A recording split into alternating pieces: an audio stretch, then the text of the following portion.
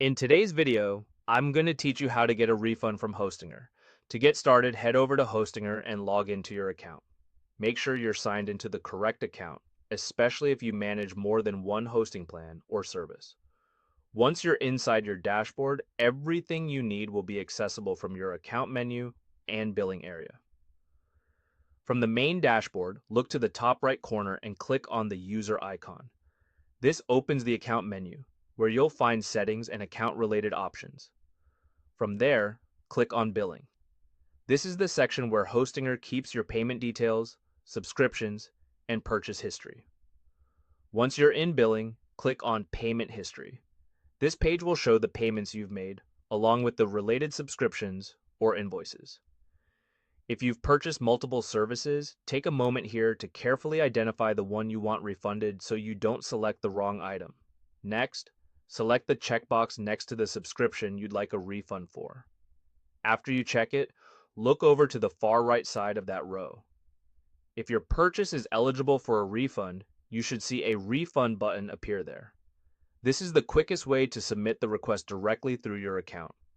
So if you see that button, go ahead and use it. If you don't see a refund button, that usually means the refund can't be processed instantly from the payment history page, or it may need manual review. In that case, click on Ask AI to talk to Cody. This opens Hostinger's support chat so you can get help with the request. Inside the chat, let them know that you want a refund and provide the subscription ID from the invoice for the specific service you want refunded. It's important to share the correct subscription ID so support can locate the exact charge quickly and avoid delays. Keep your message clear and concise so the process goes more smoothly. From there, the support team should be able to guide you through the next steps if your purchase is eligible. If they need anything else from you, they'll usually explain what to provide and what to expect next. Just follow their instructions and you'll be able to move the refund request forward. And that's everything. You're all set.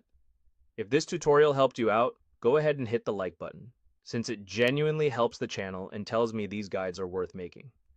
If you got stuck anywhere along the way, or there's a specific tutorial you'd like to see next, drop it in the comments below, and I'll do my best to help out. And if you want to keep up with future step-by-step guides like this one, make sure to subscribe so you don't miss what's coming.